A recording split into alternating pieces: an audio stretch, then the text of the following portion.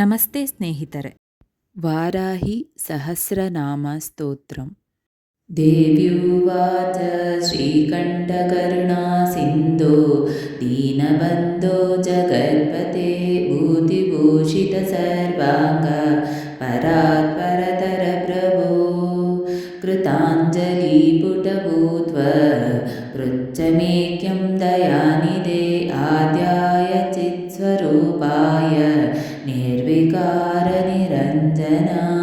बोधातीत ज्ञानगम्य कूटस्थाननन्द विग्रह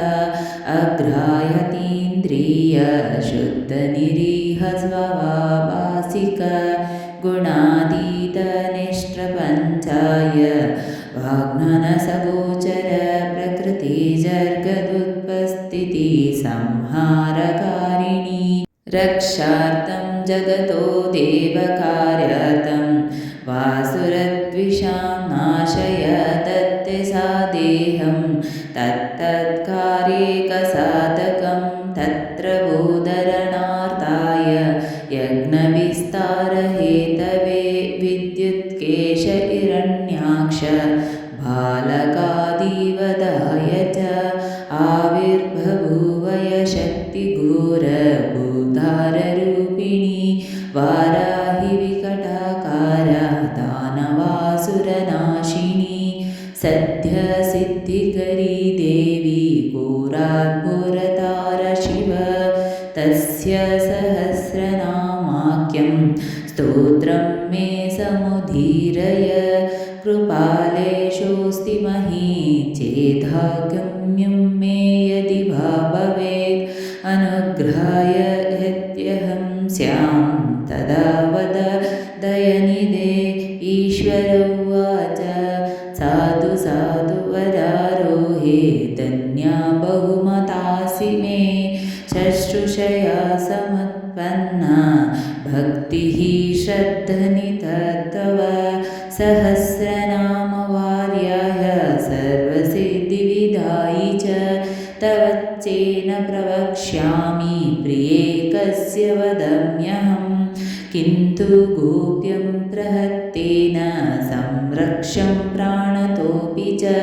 विशेषतः कलियुगेन देयं यस्य कस्यचित् सर्वज्ञता सिद्धिभाजो भविष्यन्ति वरानने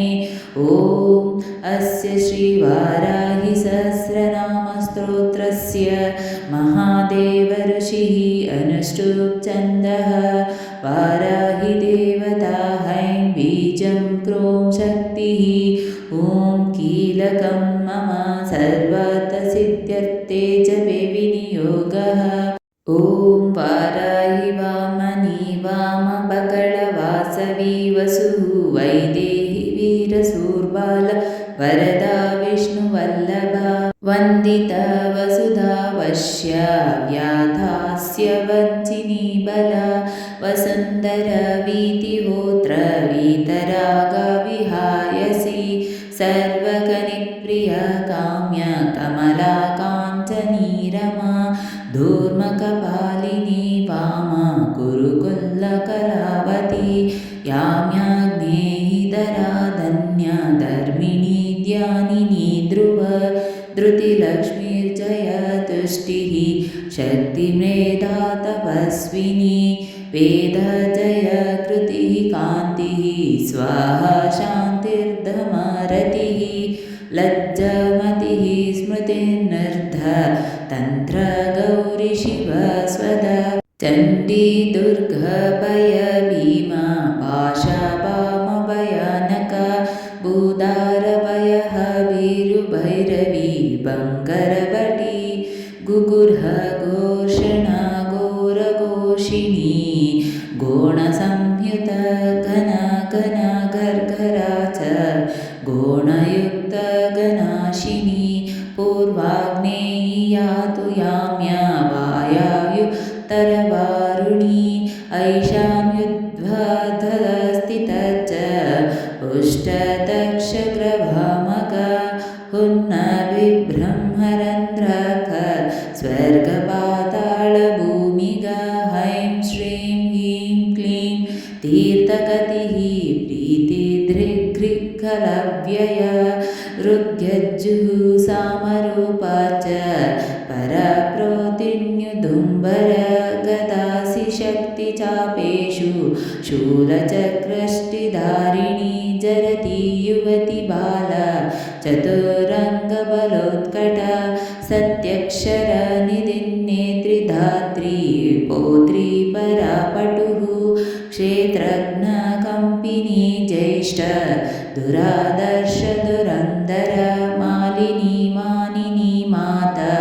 माननीय मनस्विनी मदोत्कट मन्युक्करी मनुरूप मनोजव मेधस्विनी मध्यरथा मधुपा मङ्गलामरा माया माता मया हरि मृडानी महिला मृतिः महादेवी मोहहरि मञ्जुमृत्युञ्जय माल मांसल मानव मूल महारात्रिमर्दालस मृगाङ्क मेनक मान्या महेशग्निमदन्तिक मूर्चा मोहमृष मोग मदा मृत्युमलापः सिंहक्ष महिष व्याघ्र मृगक्रोडाननादुनी धरिणी धारिणी धेनुर्ध रित्री धावनिधव धर्मध्वन ध्यानपरा धनधान्यतरा प्रदा पापदोषरी भुव्याधि नाशिनी सिद्धिदायिनी कलाकाष्ठक्षमा पक्षस्त्रो विश्वासरूपिणी समृद्धा सुभुजा रौद्री राधरागरमारणिः रामारति प्रियरुष्ट रक्षिणी रविमध्यग रजनी रमणी रेव रङ्गिनी रञ्जिनी रमा रोषा रोषवती रूक्ष करीराजप्रदारता रूक्षा रूपवती रास्य रुद्राणी रणपण्डिता गङ्गा च यमुना चैव सरस्वती स्वसु मधुः गण्डकी तुङ्गभद्रा च कावेरी कौशिकी पटुः कठोरगवती चार सहस्राक्ष प्रतार्दना सर्वज्ञशाङ्करी शास्त्री जटाधारिण्ययोरदा यावनी सौरभी कुब्ज वक्रतुण्डवदोद्यत चन्द्रपीडवेदवेद्य शङ्किनी नीललोहित ध्यानातीत परिच्छेद्य मृत्युरूप त्रिवर्गदा अरूप बहुरूप च नानरूप नतानना वृषकपिवृषरूढ ऋषेशी ऋषवाहन ऋषप्रिया ऋषावर्त ऋषपर्व ऋषाकृतिः कोदण्डिनी नागचूडा चक्षुष्य परमातिक दुर्वास दुर्गः देवी दुरावास दुरारिह दुर्गराधा दुःखहन्त्री दुराराध्य दवीयसी दुरावास दुष्ट अस्त दृष्टकम्पा दुरूहिणी सुवेणी रमणी श्यामा मृगव्याधार्गतापिनी उग्रताक्षि पाशुपती कौणपी गुणपाशना कपर्दिनी कामकामा कमनीय कलोज्ज्वल कासवृत्कारकानि कम्बुकण्ठीकृतागमा कर्कशकारणकान्त कल्पकल्पकटङ्कट श्मशानानिलाय भिन्न गजारूढ गजापः तत्प्रिय तत्पराराय स्वर्भानुकालवञ्चिनी शाका विशाख गोशाक सुशाक शेषशाकिनी व्यङ्ग्य शुभाङ्गवामाङ्ग नीलाङ्गनङ्गरूपिणी साङ्गोपाङ्ग च सारङ्ग शुभाङ्गरङ्गरूपिणी भद्र सुभद्र भद्राक्षी सिंहिका विनतादितिः रुद्ध्यवद् पद्यसुपद्या च गद्यपद्यप्रिया प्रसूः चर्चिका भोगवत्यम्ब सारसी शबरी नटी योगिनी पुष्कलानन्ता परा साङ्ख्या शची सती निमग्नाभिश्च सहिष्णु जागृतिलिपिः दमयन्ती दमी दण्डो दण्डिनी दारदायिकदीपिनी दाविनी धात्रिदक्ष कन्या धम्यादरत् दाहिनी द्रविणी दर्वी दण्डिनी दण्डनायिका दानप्रिया दोष अन्त्री दुःखदारिद्र्यनाशिनी दोषदा दोषकृद्धोग्री दोहती देवी कादना दर्विकरी दुर्वलिता दुर्युगाद्वयवादिनी चराचरनन्तरुष्टिरुन्वता कमलालसा तारिणी तारकान्तार परमात्मब्जलोचना इन्दुहिरण्यकवचव्यवस्था व्यवसायिका ईशनन्दानदी नागी यक्षिणी सर्पिणी वरी सुदासुरा विश्वसः सुवर्णाङ्गगदधारिणी जननी प्रीतिभागेशी साम्राज्ञी संविदुत्तमा अमेयारिष्टतमिनी पिङ्गळालिङ्गधारिणी चामुण्डप्लाविनी हाल बृहज्योतिरुरुक्रमा सुप्रतीक च सुग्रीव अव्यवाह प्रलापिनी नभस्य माधवी ज्येष्ठ शिशिरा ज्वालिनी रुचिः शुक्लशुक्राशुचा शोक शुकी बेकी बिकी बकी पृषदश्वनभो योनि सुप्रतीक विभावरी गर्वित गुर्विणी गण्या गुरुद्धरी गया गन्धर्वी गणिका गुन्द्र गरुडी गोपिकाग्रग गणेशी गामिनी गन्त गोपतिर्गन्धिनी गवि गर्जिता गाननी गोन गोरक्ष गोविन्दां गतिः ग्रातिकी ग्रतिकृद्गोष्ठी गर्भरूपा गुणैषिणी पारस्करी पाञ्चनदा बहुरूपविरूपिका ऊहाव्यूहा दुरूह च सम्मोहमोहहारिणी यज्ञविग्रहिणी यज्ञ यायाजुकयशस्विनी अग्निष्टोमात्यङ्गिष्टोमा वाजपेयश्च षोडशी पुण्डरीकाश्वमेधश्च राजसूयश्च नाभसः स्विष्टकृद्भुः सौवर्णो गोसवश्च महाव्रतः विश्वजिद्धर्म्ययज्ञश्च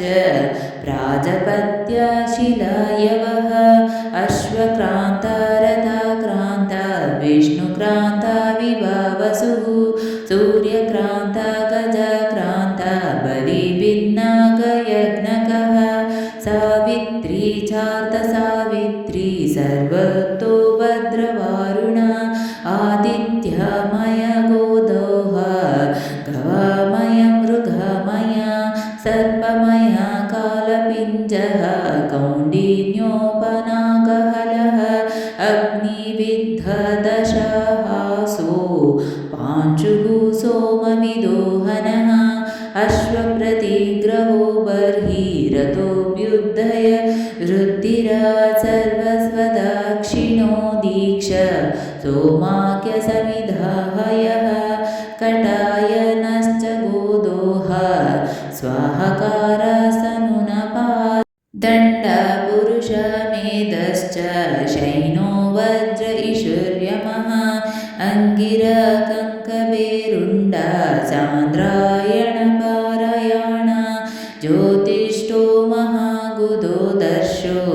नन्द्याख्यपौर्णमासिकः गजप्रतिग्रहो रात्रिः सौरभः शाङ्कलायनः सौभाग्यकृश्चकारीशो वैदलायनरामटौ शोचिष्कारी नाचिकेतः शान्तिकृत्तिष्ठकृतत्तत वैनतेयोश्चटनो च वशीकरणमारणे त्रैलोक्यमोहनो वीरः कन्दर्पबलशान्तनः शङ्खचूडो गदच्चायो रौद्रज्ञो विष्णुविक्रमः भैरवकवहाख्यश्चाव वृतोष्टकपालकः षट् वषट्कारः पाकसंस्थापरे श्रुति चयनो नरमेधश्च कारिरत्नदानिका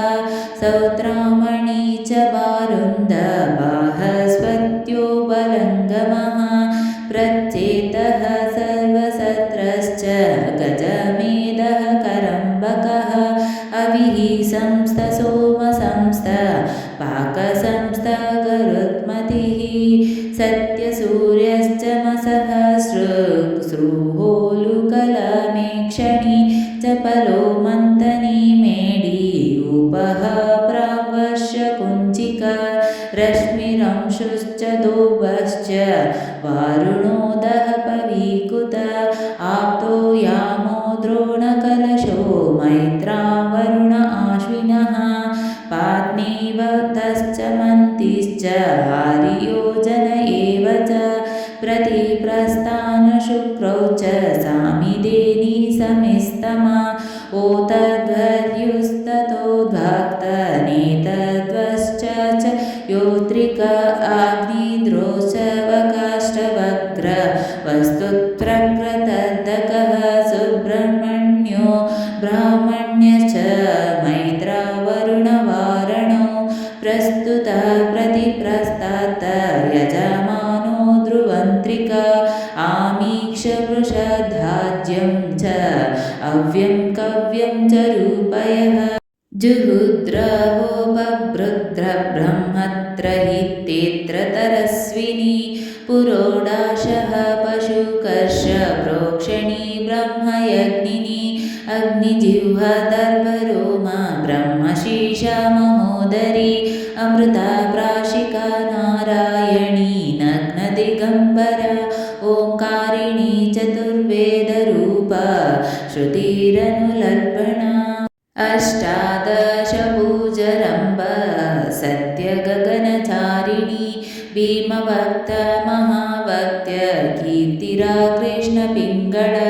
कृष्णमूर्धा महामूर्धा घोरमूर्धा भयानना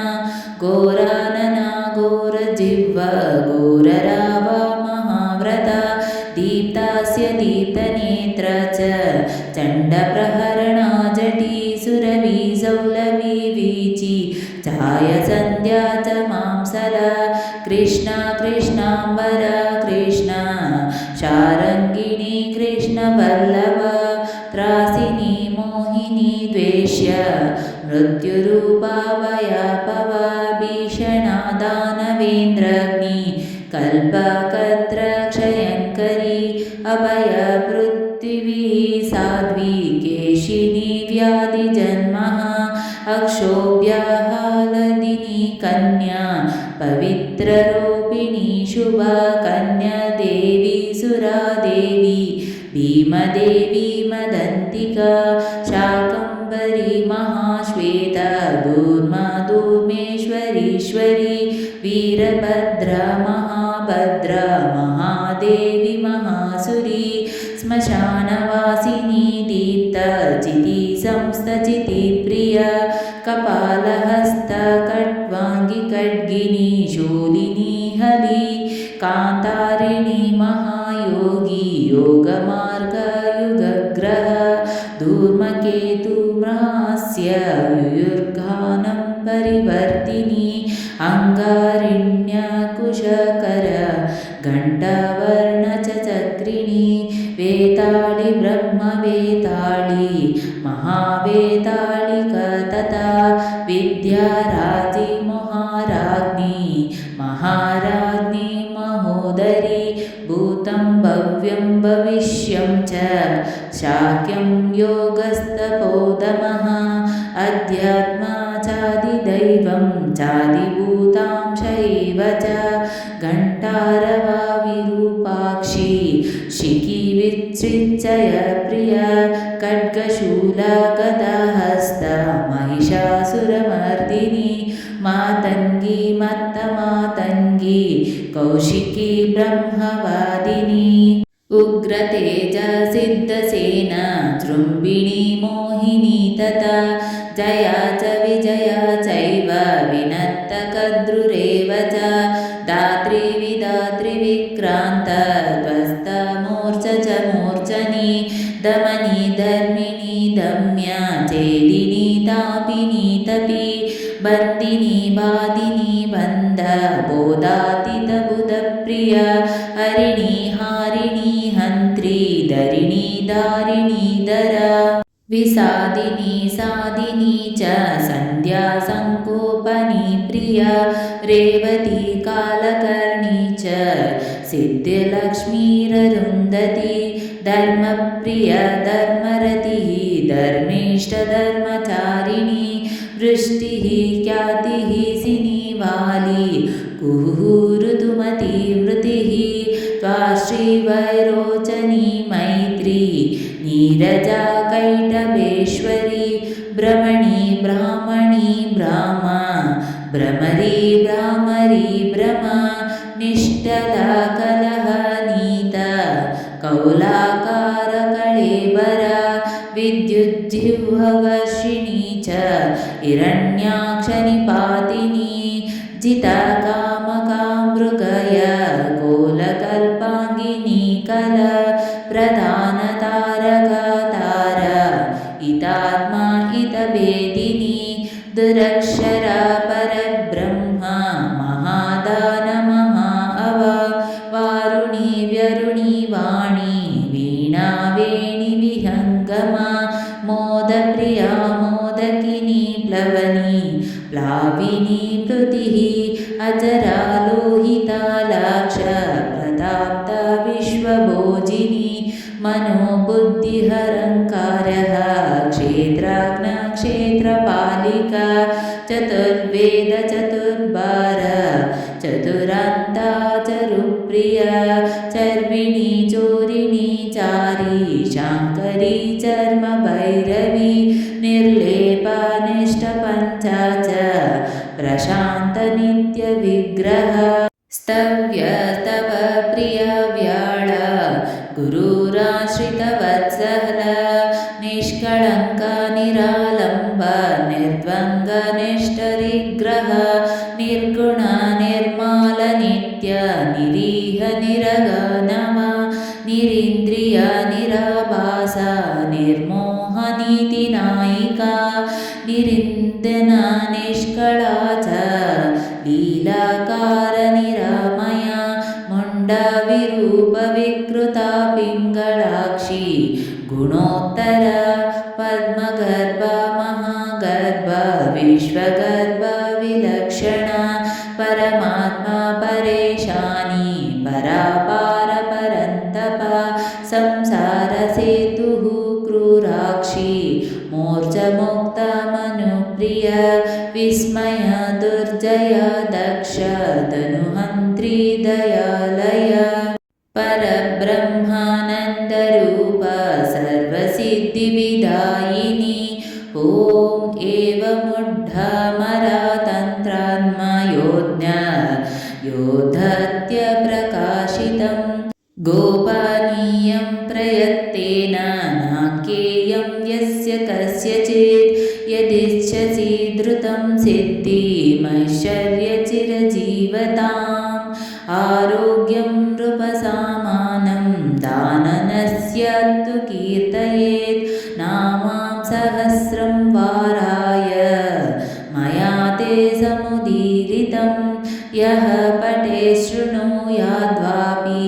सर्वपापै प्रमुच्यते अश्वमेधसहस्रस्य वाजपेयशतस्य च पुण्डरीकायुधस्यापि फलं पाठात् प्रजायते पठतः सर्वभावेन सर्वस्युः सिद्धयर्करे जायते महादैश्वर्यं सर्वेषां दहितो भवेत् घनसारायते बहिर्रगद्धोऽब्धिकणायते सिद्धयश्च तृणायन्ते विषमप्यमृतायते